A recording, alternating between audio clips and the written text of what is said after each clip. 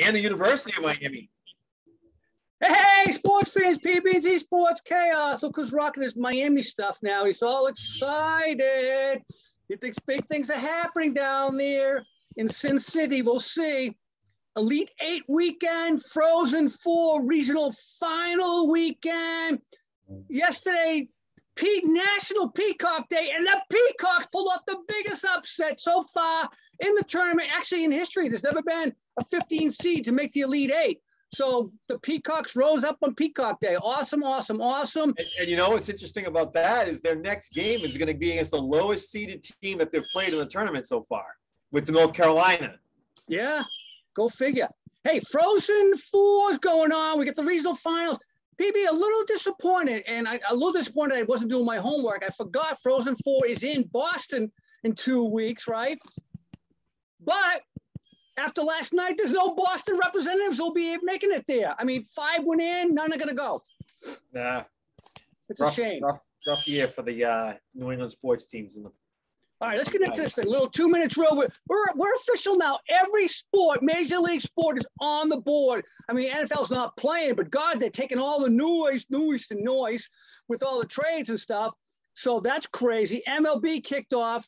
They got spring training going on. Last week, the Dodgers got Freddie Freeman. This week, though, this is what I got to ask you about. The Sox go out and get Trevor Story. Yes, he's a great player. I know you like him for fantasy. You know, he's like J.D. Martinez at Coors Field and JBJ away from Coors Field. But he plays shortstop. They're going to move him to second base with 3 weeks left before the season. He's never played there in his life. I mean, was this the best move the Sox could have made? I think you see a lot of that. I think an infield is an infield. I mean, the range changes a little bit, obviously, from shortstop to second base. Second basemen don't have as much range, but these days, too, when they play the they play the shift, right? So that changes where you're on the field anyways. I think if you're an infielder, you're an infielder, especially a middle infielder, and you can play the position. So I'm not worried about that defensively at this point. I will say this, though. Rafa and Devers, Rafa and Devers, the same guy. Devers and Bogey, they've both been kind of criticized for not being the best defensive players. They're great offensive players at their position. So if you're going to make a tweak, right, wouldn't you consider move maybe Bogey to third, let Story play short, move Devers to first, which they don't really have a really great first base scenario at this point in time. I don't know. That's what I would have thought of doing. Yeah, then you're moving more people around, and then you're putting everybody in a new position. I don't know. I like the idea of just putting Story at second base. Well, then I would have maybe put Bogas there. I don't know. But anyway, a lot coming up with him. He's in an opt-out year for his contract. We'll see what's going to happen. Hopefully he stays in Boston. He's a real good guy. All right, NBA. Oh, my God. New York City gave Kyrie gets his own award this week. Yay! You beat the system, Kyrie. Congratulations. You're the PB&Z Sports Chaos Kyrie Award winner for beating the system. You didn't have to get the vaccine after all. Good for you, Kyrie. You get to play now.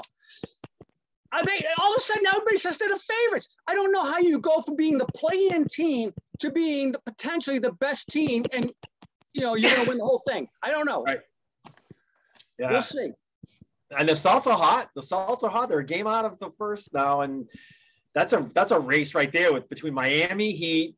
Everything's going on in Miami, it feels, right? You got the University of Miami, you got the Heat, you got the Dolphins. We'll talk about that a little bit, but the Bucks are right there, the Salts are right there, the Sixers are right there. I pulled out my Celtics sweatshirt first time all year because I'm a big critic of Jason Tatum and Jaylen Brown. They finally learned to play well together, and this team is much. I mean, you just said they're 17-3 in the last 20 games.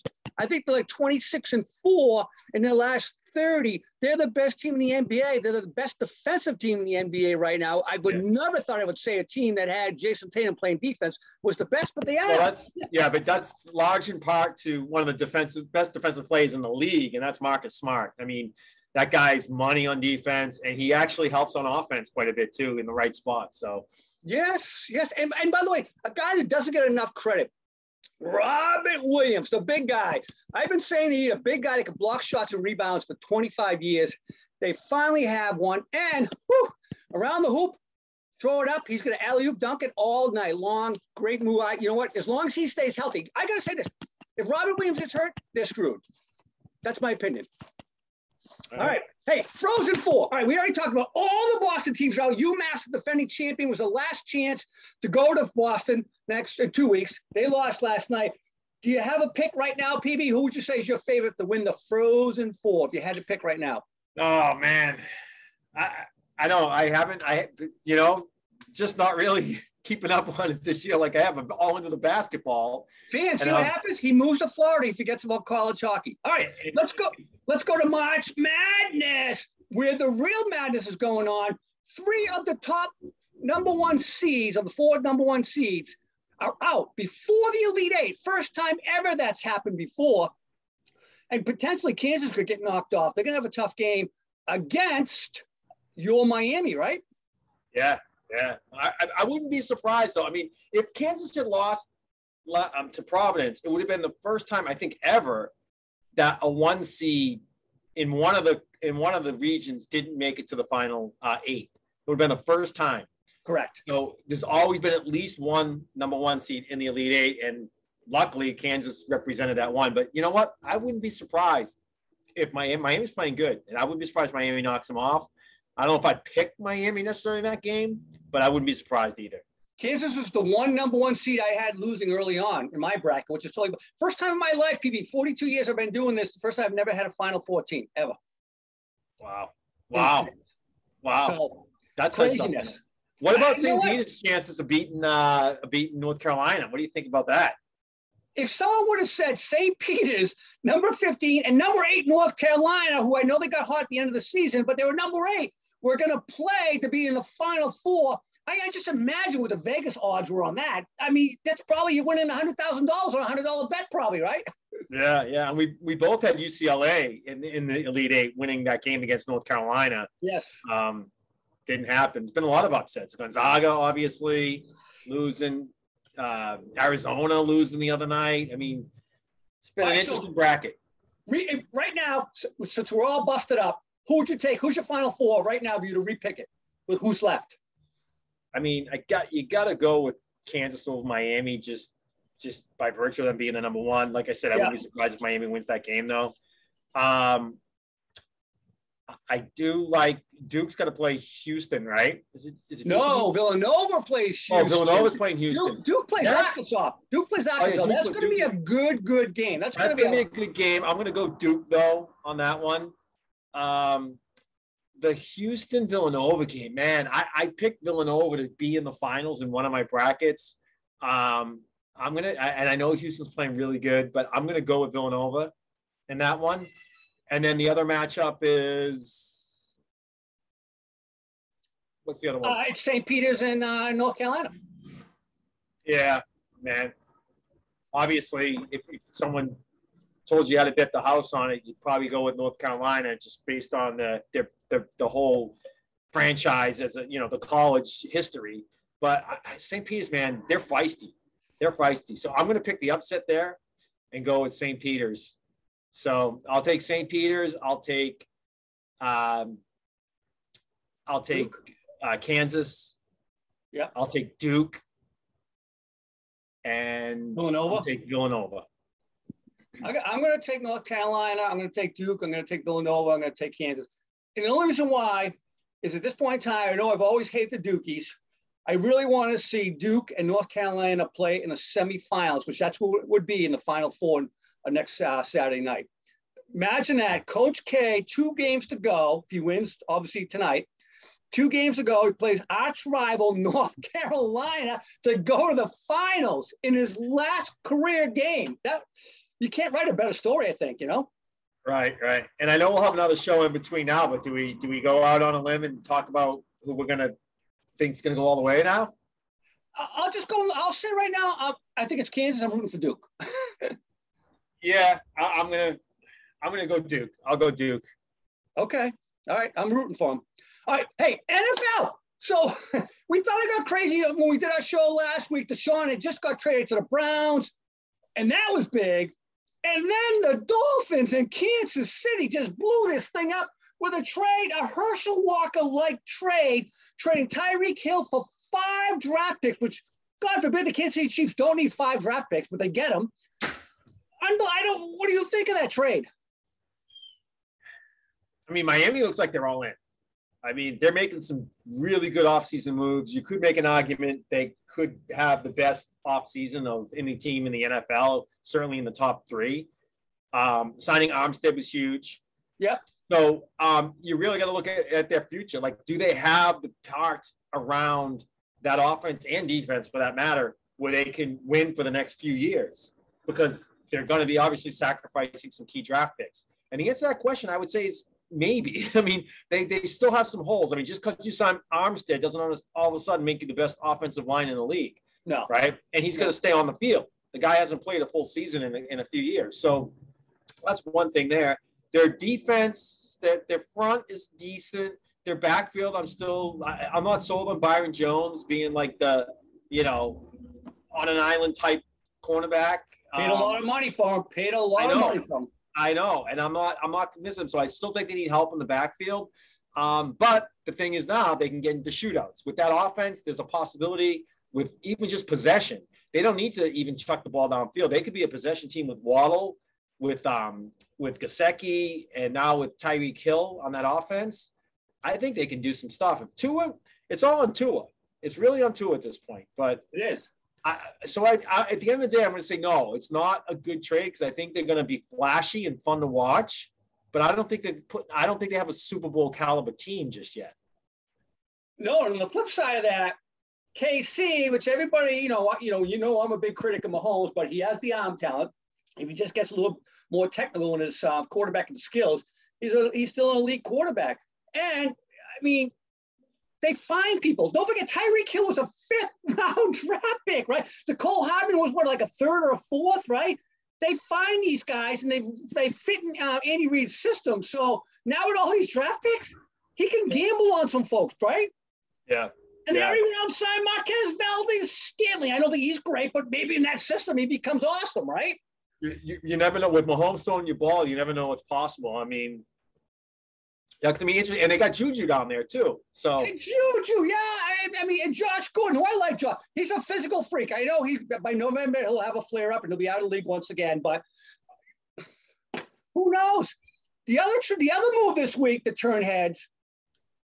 Matty Ice goes to Indianapolis, which in reality is the best fit for him. Again, an indoor stadium. He's always played indoor.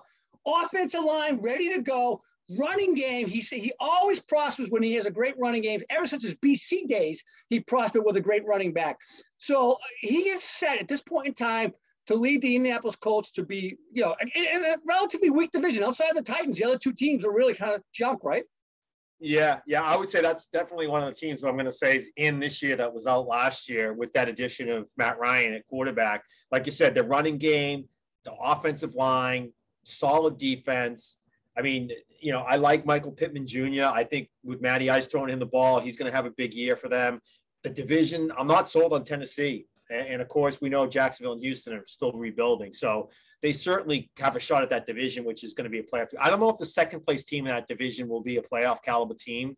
It'll probably I'll say it right now, PB. If you're in second in that division, you're not going to playoffs. Right, you're not. Right. So you got to win the division and you got to compete with Tennessee. So those are going to be great games. The Tennessee Indy games this year, those two games are going to be awesome games to watch because you're going to have Derrick Henry on one side, Jonathan Taylor on the other side. You got Matt Ryan on one side. I mean, it's going to be fun to watch. Those games are going to be good. Yeah. And by the way, if Julio Jones follows his buddy over there, I know he's been injured, but if he could somehow stay healthy, at least get him healthy in October so he can play the second half, playing with Matty Ice. Oh, my God. Who knows? Hey, wild rumor. I just want to go back to the Dolphins for 1 second. I don't know what you're hearing down there, but a lot of talk on social media that Mr. Brady is trying to organize a trade to the Dolphins. Is that being talked about down there? God, yeah. No, actually, it's starting to, but it's more of all the Boston rumors are starting to come down here because I think Dale Arnold was the one who broke that. Yes. And people are posting it, as I see it on social media, but man, that would be something else. I mean, I'm not sure it's the right move for him, though, because I think in Tampa, first of all, the Tampa Bay defense is better than Miami's defense. Their front seven is certainly better. Their backfield, is still a question mark. But defensively, I think Tampa's got a very, very solid team. But the bigger thing here, and offensively, you can almost make the argument now there might be more weapons in Miami than there is in Tampa, but if anything, they're comparable. They're comparable. But here's the thing. The path to the Super Bowl is much easier in the NFC than it is in the AFC. Correct. So there's no way. I mean, he's going to have 3 games that are going to be against 3 top opponents, the likes of, Kansas City, the likes of, Buffalo, the likes of, like we said, Indianapolis, or even like a Denver that gets in, or someone like that, Cincinnati. I mean, they're going to be tough games to play in the playoffs. The NFC, they'll cakewalk. They'll walk right through, because Green Bay or the Rams will knock each other off, and they'll just have to play one of them probably in the NFC Championship, and they're in. You're right. I feel like if he goes to the Dolphins, it's throwing more shade on New England, because now he's going to be in the AFC East. He's going to play us twice, going head-to-head with Bill, potentially to win his 8th Super Bowl. Frankly, I don't want to see it. I don't want to see it, so I don't know. Listen, real quick. Right now, who's your favorites to win the 4 divisions in the AFC and the 3 wild cards? If you're looking ahead right now today. AFC, all right, you got Buffalo in the East. I don't think that's even a question. Even though Miami now is going to compete. I think Miami can win 10 or 11 games. Maybe they somehow figure out a way to win 12, but Buffalo's the better team still. I mean, the Deshaun factor is huge right now, whether or not he gets on the field. So I can't pick Cleveland. I agree. So I can't pick Cleveland. I'm going to stay with Cincinnati. I think Cincinnati's got some real good power there on offense, as long as they can figure out the offensive line. So I'll go Cincy, go Indy, for sure, in that. And then I'm going to go with the Chargers. I think the Chargers made enough moves to win that division this year. So I'm going to go with the Chargers. My 3 wild cards would be Kansas City. I think Baltimore can bounce back, and I'll go with the Fins. I'll go with Miami. You know what? You just convinced me to knock off one of my wild cards. But here's my favorites for the divisions. I got Bills. I got Ravens. I think they bounce back, because I'm with you. The Browns are not going to be a factor. Deshaun's going to miss at least 6 games. Colts, KC, I think, still finds a way to get it done. My wild cards are Raiders, Chargers, and believe it or not, I'm going to go Broncos.